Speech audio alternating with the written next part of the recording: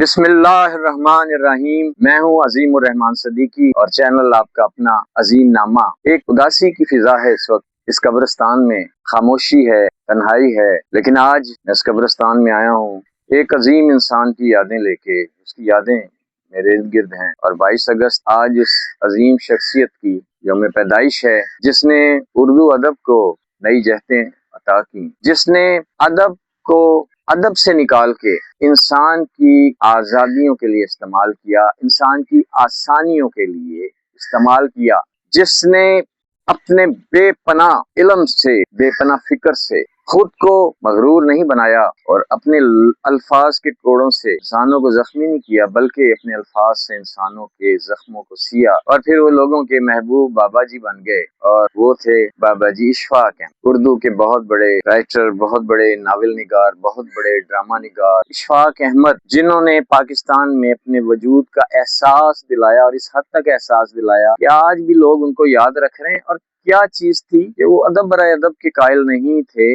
بلکہ انہوں نے اپنے علم کو، اپنی فکر کو، اپنی ذہانت کو انسانوں کی بہتری کے لیے استعمال کیا۔ تو میں جب کالج میں پڑھتا تھا اور اشفاق احمد صاحب کو سنتا تھا تو ان کے چہرے پر مجھے خلوص نظر آتا، ان کی باتوں میں خلوص نظر آتا تھا۔ اس لیے آج بھی اشفاق احمد مقبول ہیں اور آج بھی نوجوان ان کی فکر سے استفادہ کر رہے ہیں۔ زاویہ پروگرام ان کا دیکھتے ہیں۔ انہوں نے اللہ سے محبت اپنا جزو ایمان بنا لیا تھا اور اس کے لیے اللہ والے لوگوں تک انہوں نے ان لوگوں تک رسائی حاصل کی جو قبرستانوں میں بیٹھے ہوئے تھے، جو جھونپڑیوں میں بیٹھے ہوئے تھے، اور بابا جی اشفاق احمد کے قدموں میں جا کے بیٹھے، ان سے علم حاصل کیا اور پھر علم حاصل کرنے کے بعد لوگوں تک جو ہے نا۔ اشفاق احمد 22 اگست 1925 کو جلندھر میں پیدا ہوئے اور پھر آپ اپنے والدین کے ساتھ لاہور آ گئے۔ یہیں انہوں نے اعلیٰ تعلیم حاصل کی، گورنمنٹ کالج سے ان کے علم کو جلا ملی۔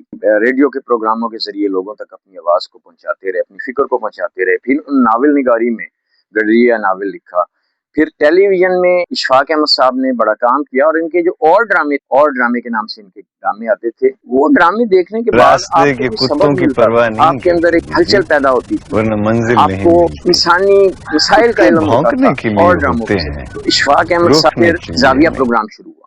اب زاویہ پروگرام آپ دیکھیں تو خلوص کا ایک دریا بہ رہا ہوتا ہے، علم کا ایک دریا بہ رہا ہوتا ہے، آسان الفاظ، خوبصورت الفاظ، کہانیوں کے ذریعے لوگوں کے جو مسائل بیان کر رہے ہوتے تھے۔ تو اشفاق احمد صاحب کا جو علم ہے، پھر انہوں نے جو ان کا داستان سرائے ماڈل ٹاؤن میں جو گھر، اب داستان سرائے کا اگر ذکر آ گیا ہے، آج ان کی سالگرہ بھی ہے، اس توسط سے اشفاق احمد صاحب کے جو چاہنے والے ہیں ان تک بھی یہ بات پہنچاؤں گا، حکومت تک بھی یہ بات پہنچاؤں گا۔ داستان سرائے، وہاں پہ بے شمار اردو ادب کے جو بڑے اعلیٰ شخصیات تھی، وہاں ان کی مجلسیں ہوتی تھیں جہاں بہت ساری فکر نے جنم لیا۔ تو اشفاق احمد کا وہ گھر داستان سرائے ایک قوم کے لیے ایک بڑی اہم جگہ، اور زندہ قومیں اپنے بڑے انسانوں کی رہائش گاہوں کو بھی محفوظ کر لیتی ہیں، میوزیم بنا دیتی ہیں، لیکن ہمارے ہاں پتہ نہیں کیوں قدر نہیں ہے۔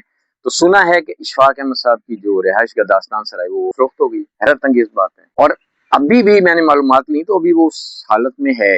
اگر ہے تو جناب اس کو خرید لیا جائے، اس کو میوزیم بنایا جائے، اس کو لائبریری بنایا جائے، اشفاق احمد کی بانو قدسیہ کی چیزیں وہاں پہ رکھی جائیں۔ اور میں غریب آدمی، لیکن میں اگر آپ وہ گورنمنٹ نہیں لیتی تو آپ ایک فنڈ بنائیں، میں غریب آدمی لیکن میں کہتا ہوں کہ میں بھی جو عطیہ ہو سکا وہ جو ہے وہ میں دوں گا۔ داستان سرائی کو جو ہے نا محفوظ کرنا چاہیے۔ باتوں میں ایک بات آ گئی تو اشفاق احمد صاحب کی ایک خوش قسمتی اور تھی، اللہ تعالیٰ نے عطا کی تھی، وہ یہ تھی کہ بانو قدسیہ ان کی زوجہ محترمہ۔ تو آج جبکہ 22 اگست 1925 کو یہ پیدا ہوئے اور آج 22 اگست ہے ان کا یوم پیدائش ہے، ہم اشفاق احمد صاحب کے لیے بہت دعا کرتے ہیں، اللہ تعالیٰ ان کو غریق رحمت کرے۔ اور نوجوان نسل کو میں یہ کہوں گا کہ اشفاق احمد صاحب کا لٹریچر پڑھیں، اشفاق احمد صاحب کے پروگرام دیکھیں، اور ان کا جو سفر ہے آگے بڑھنا چاہیے۔ اشفاق احمد 7 ستمبر 2004 کو لاہور میں ان کا انتقال ہوا۔ آج ان کو فوت ہوئے، یعنی ان کو فوت ہوئے تقریباً 22 سال ہو گئے، لیکن آج بھی ان کی فکر بھی زندہ ہے، ان کا نام بھی زندہ ہے۔